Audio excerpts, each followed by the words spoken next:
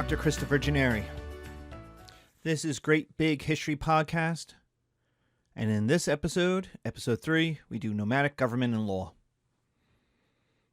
So we've already done nomadic lifestyles. We've done nomadic warfare and the ascension of the horse. And now, nomadic government, which, if you saw your first season or so of Game of Thrones, you know how it works. Come at me, bro. Come at me. Tough dudes running a tough society. Nomadic government is personal. It's not organized. And its primary objective is protection of the tribe. That is the number one goal of all leaders. It's not self-aggrandizement. It's not making yourself rich. It's not making a name for yourself, because none of these things will be remembered. It is protecting the tribe. If you protect the tribe, you will be a good leader. You will be remembered.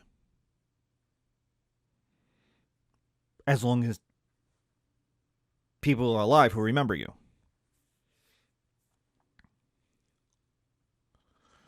So it's personal. Well, what does that mean? It means it's based on the person. The person is literally the leader. It's not organized. There's no constitution. There's no departments. There's no cabinet. It is very much one person running the show and other people accepting their right to tell them what to do. Very much legitimacy. You see this if you ever watch the show Sons of Anarchy.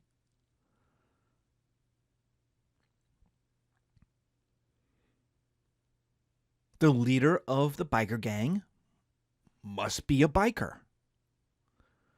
And so who gets to be leader? Well, it's partly based on kinship. Who are you related to? Are you related to the previous leader? Were they good?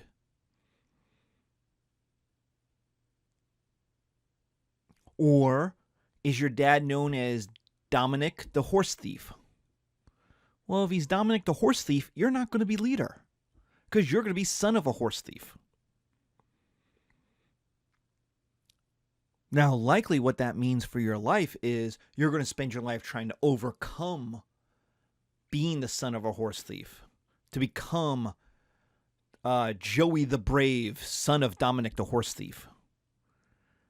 Because you won't be a leader, but maybe your kids can be. Maybe the grandchildren of the horse thief can be. Remember, there's no history, because nothing's written down. So things are forgotten. Generations pass. And the people who knew your dad is a horse thief die. And so then come the people who remember you as being brave. And so your kids will be children of Joey the Brave. And that's nice. And they can move up that way. So kinship matters. Who are you related to? Who are your aunties? Who are your uncles? Who are you married to? Second is charisma. People have to like you. They have to like to follow you. They have to want to listen to you. They want to be around you. They will seek you out.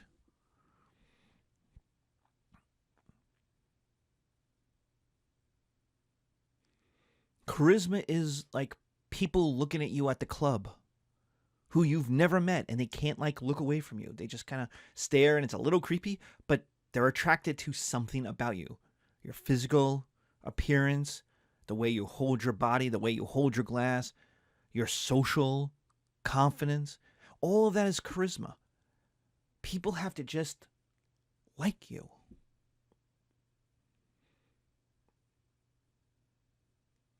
You also need strength. And I don't mean physical strength. Everybody is strong in this society. You ride a horse all the time. You're picking berries. You're grinding up roots. Everybody. The women of nomadic society could kick any of the dudes in my class butt. Almost without exception. They are way tougher. than settled peoples will be, much less modern settled peoples. You wrestle a goat. So everybody is strong. The women are strong in this society. So what we mean by strength is moral strength, the ability to do what you say you're going to do, to lead by example. So if you're watching the video, a cow that cannot ride is no cow. If you watch Sons of Anarchy, they have the same idea. The leader who cannot ride at the front of the gang cannot lead the Sons of Anarchy, cannot lead the gang. You must lead by example, by moral fortitude. People have to believe that what you say is what you are capable of doing.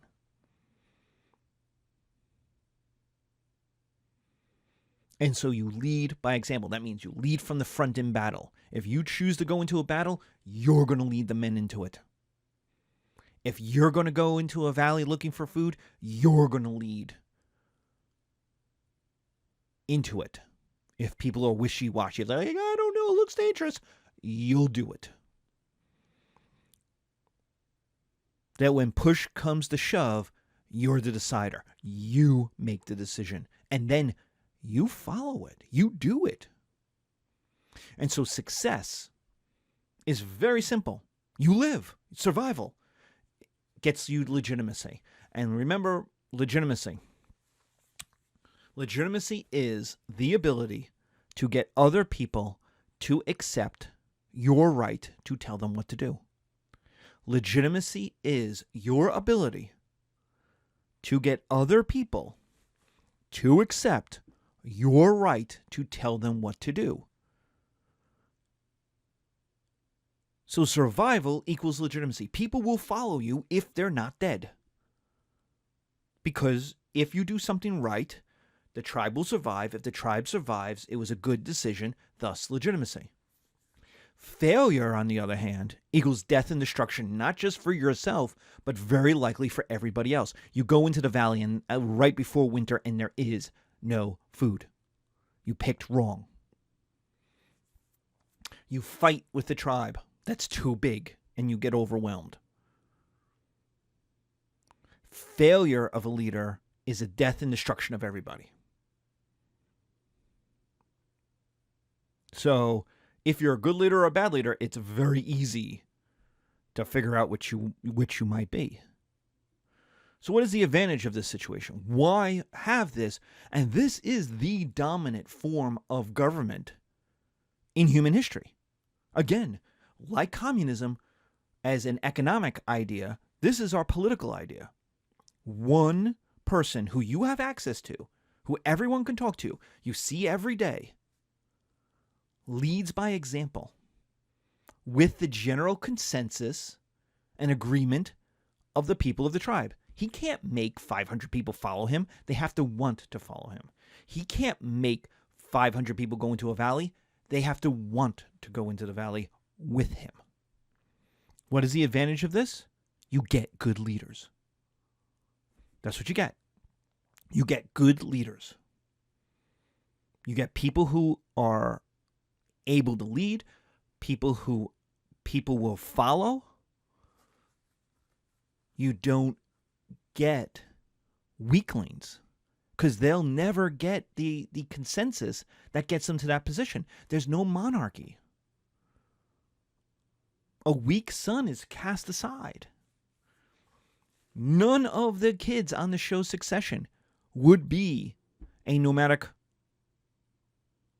horse leader. Hey, for Khaleesi to become Khaleesi, she had to have dragons, survive fire, not die, and then wipe out all the other calls. In what, season 6, season 7? She had to murder all the other men leaders. And then people are like, oh, we'll follow you. Well, yeah. She turns out to be a fire god. So the advantage is you get good leaders. The disadvantage is it's unstable. You never know who the next leader is going to be. What if there are two brothers who are equally cool and they both want to be in charge? Well, That's what happens when Attila the Hun dies. He has two brothers, and they crack the Huns in half. One goes all the way back to the Ukraine, and the other gets defeated by a Roman, Frankish, or Germanic army and gets like pushed into Hungary, where they kind of disappear, disapparate. They're settled. And then they get smashed by the Magyars, by the modern Hungarians, another horse tribe coming off the steppe, smashing them in the 900s. Kind of like horse Vikings coming into Central Europe. That's where some of my ancestors come from as a Hungarian. So we are not Huns, even though Hungary is the land of the Huns. So, but the disadvantage is leaders die all the time, and you never know who comes next. That's a disadvantage, is instability. You don't get a good leader for 30 years the way you will in China, the way you will in European kingdoms. You don't get a bad leader lasting 30 years either, as you do in China and Europe and other places with kings and settled organizations. So you also don't have that. But the disadvantage is there's a constant low level of civil war over who will be the next leader. And that can crack tribes apart. What about laws? I'll have students who will say, oh, the nomads have no laws. Of course they have laws. They're not written down laws because they can't write. But of course they have laws. They have ethics. They have morality. And so what is the law? The law is the law of the ancestors. It's tradition. It's what everybody accepted as the law. What the parents did, what the grandparents did, what the parents of the grandparents did. So who knows the laws? That's old people. The elders decide the punishment. Now, when I say elders, I mean elders. I mean old people, men and women, decide the punishment. Not the warrior leader, not the young men who are off hunting. No. It's going to be the elders, the old people. Why? Why is it this way? Well, it's a hard life. People lived a very hard life, and so if it worked in the past, if this was illegal in the past and kept people happy, you don't change it. Because it worked. Why would you change it? You don't know if that change is going to be worse. So if it works in the past, you keep it. So what we have is very conservative societies. We have societies that don't want to change very much. They're not very progressive. Why? Because being progressive might be great. It might also get you dead. Going to a new valley into winter you've never gone before might have more food than you would ever imagine. It also might have nothing. So why not go to the same place you've been going for the last couple of years? It's been fine. It's not great, but it's not bad either. It works. And that's how the laws are. So we have very conservative societies. And what you eventually have is a communal agreement about crime and punishment. The old people agree what it would be. And so in class, I do a little play. I do a one-man play. Because this is essentially what would happen. I wake up. I'm missing my 2 cows. Where are my cows? Where the WTF are my cows? Where are my cows? Well, what am I going to do? Just wander around the tribe looking for my cows? Anyone who stole my cows would be smart enough to have hidden them, right? And so I go where people gather. I'm going to go to the bar. I'm going to go to the pub. I'm going to go to a place where people are drinking. Because that's where people gather. And I go there, and they're eating and they're drinking. And I go, I just lost 2 cows. And somebody there is going to say, oh, Bill. Bill was just here an hour ago talking about how he just got 2 new cows and how lucky is that? Huh, you lost 2 cows, he gains 2 cows. What a coinky-dink. Is it a coinky-dink? No, I know Bill took my cows. Now, I have several choices now.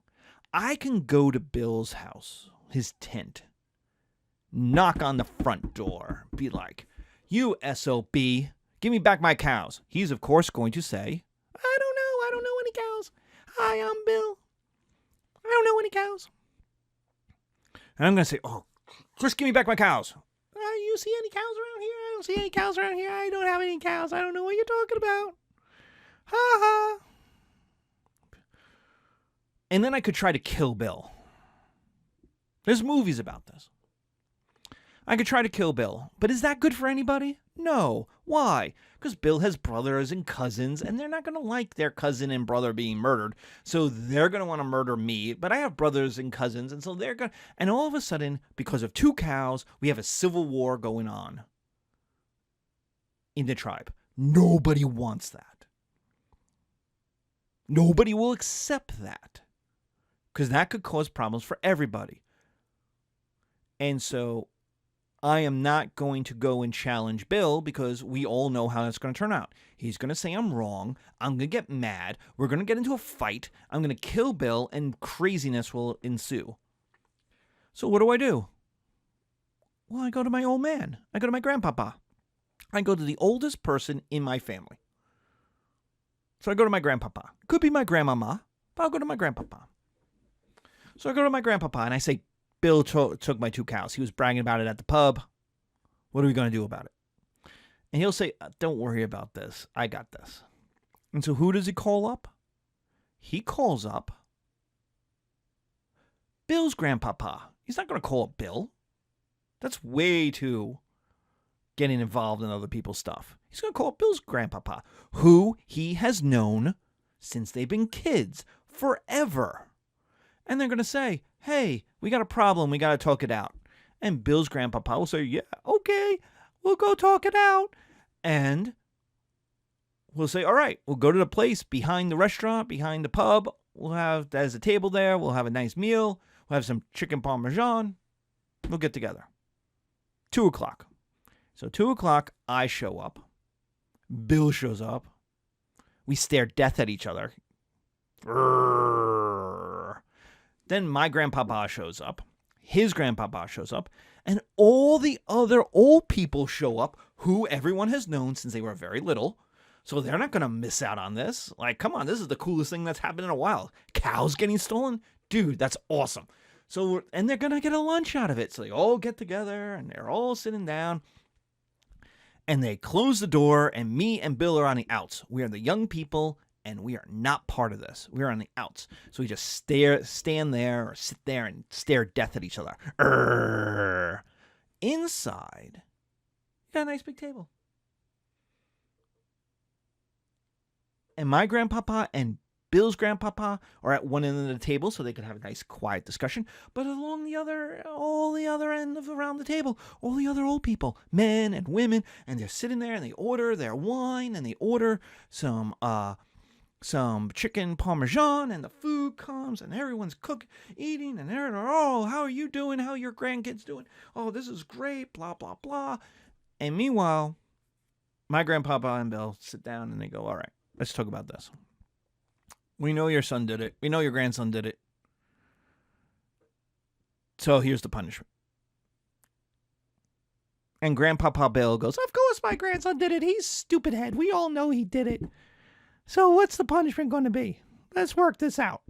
And so my grandpapa says, all right, to make sure he never does it again, what we're going to do is you're going to get back to 2 cows, and then we're going to cut his hands off.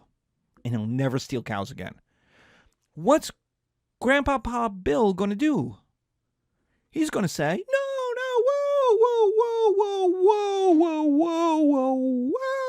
whoa. 2 hands for 2 cows? Way too much. Come on. A cow's not worth a hand. He's going to advocate for his grandson to have the least amount of punishment possible. Meanwhile, my grandpa is going to go for the most punishment possible.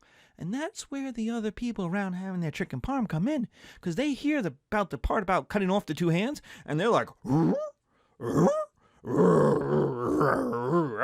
don't know about this. I don't know if I should eat anymore. And that tells my grandpapa he's asked for too much. It's also told Bill's grandpapa that there is no desire to cut off anybody's hands for cows. So he has a counter proposal. Okay. We're going to give back 2 cows and hey, we'll throw in a chicken foot. You get the foot, not the rest of the chicken, just a foot. Just one from one chicken, because they got to still walk around. And my grandpa is going to be like, what are you talking about? A chicken foot for 2 cows? We're here. What are we doing? And again, the people down there,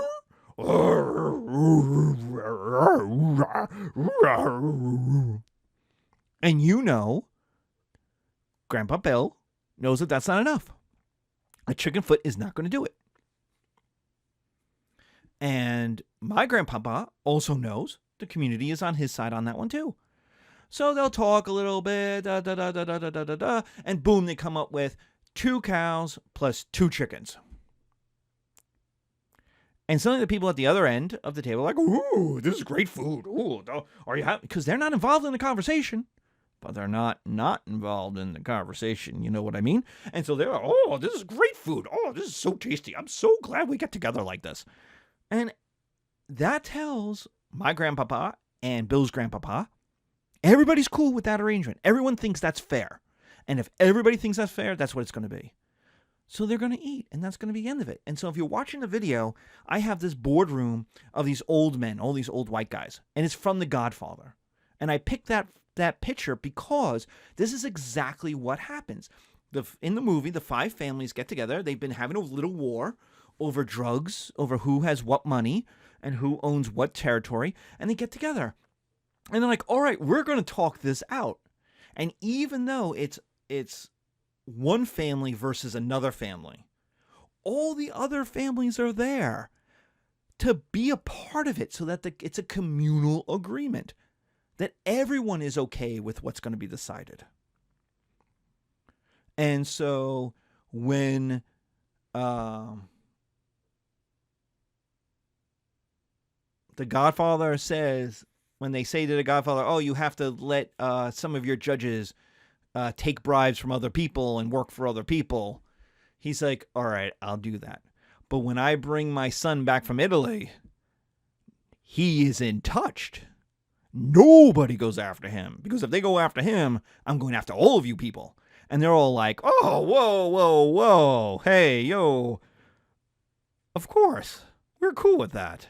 You bring him back, nobody lays a hand on him, we're fine. And so you get this communal agreement. This is exactly how Nomadic, they didn't really have the table, but they would have had a place. But the idea was there was a communal agreement for crime and punishment. And so what happens is the old people then leave, right? And old person, me and Bill are sitting there still staring down at each other. And then finally our grandparents come out.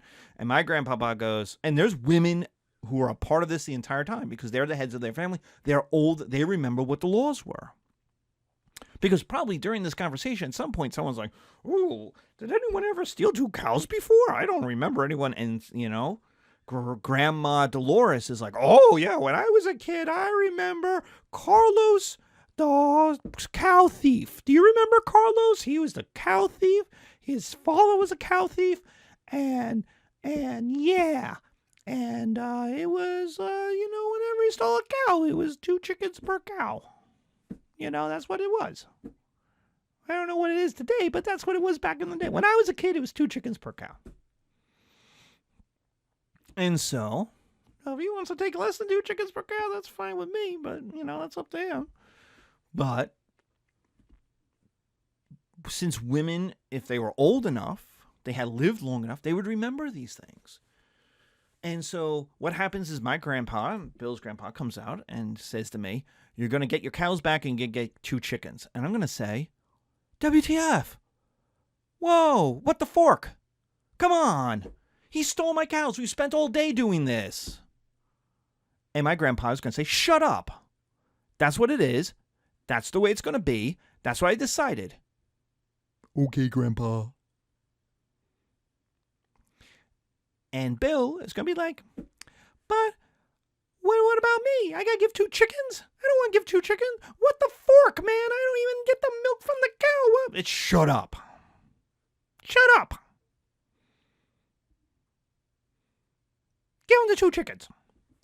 Okay, Grandpa. So what is the advantage? Everybody agrees. It's over. The crime is punished in a way everybody is satisfied with. Now, me and Bill have to shake on it, and do we really like each other? No. But if either one of us breaks the agreement, if he does not give me 2 chickens, if when he gives me 2 chickens, I punch him in the face, I'm in trouble. I'm the one who broke what everybody agreed was the way it was going to be. So the advantage is everybody agrees. What is the disadvantage of the system? The people who were a part of it aren't a part of it. It's made by older people above them. Neither Bill, who took my cows, nor me, who had my cows taken, are part of the decision-making process.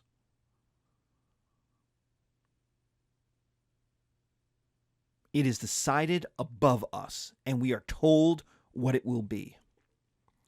So what about youth? The answer is youth do not play a part of this. Not even the warrior leader is a part of this. He's not going to step in. He's going to let the old people take. That is what old people do. You do not step in. So you go, well, I'm going to go to my friend, the warrior leader. And he's going to be like, I'm not helping you, man. The old people do this. Let them handle it. I don't need that kind of trouble. And so the youth play very little role, even though they're the ones who are both doing the crimes and demanding justice.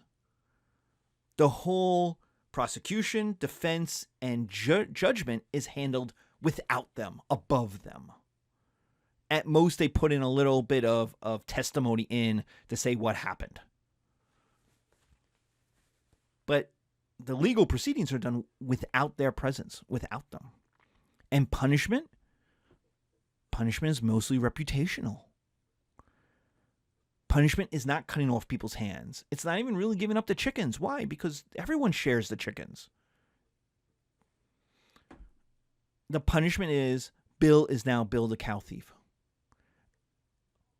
Who wants to go hunting with Bill the cow thief? Who wants to marry Bill the cow thief? Who wants their sister to marry Bill the cow thief? So suddenly, Bill's family, Bill is shot down in terms of reputation. He will never be leader. His kids will never be leader. They will not be given the best jobs because they are no longer trustworthy. So the biggest punishment that one could suffer is to one's reputation.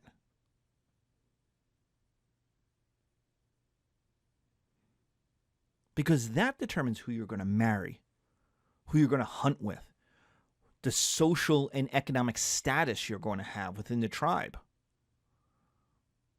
your leadership potential, how seriously you're taken.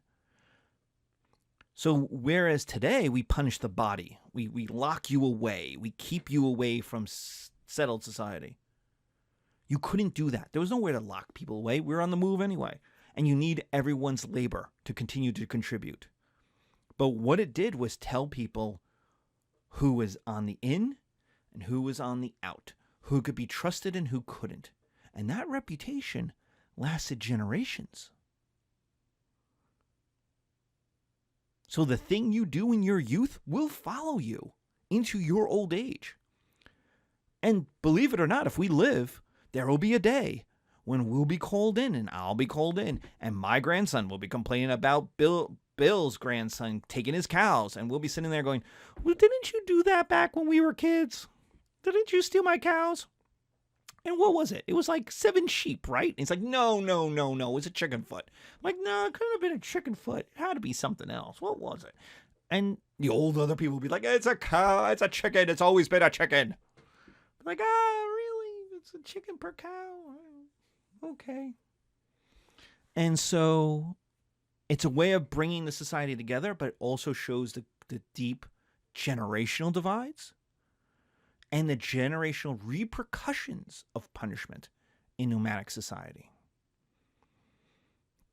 So one is always trying, as a young person, live up to or live beyond the reputation of the previous generation. Was your father the brave? Then you have a lot to live up to. Was your father the cow thief? Then you have to get beyond that to show that you're not like your dad. So you're constantly playing your life around, your life actions around this reputation, this reputational, generational, reputational punishment. All right. That's the end of Nomadic Government and Law. Thank you very much, ladies and gentlemen. See you in the next episode.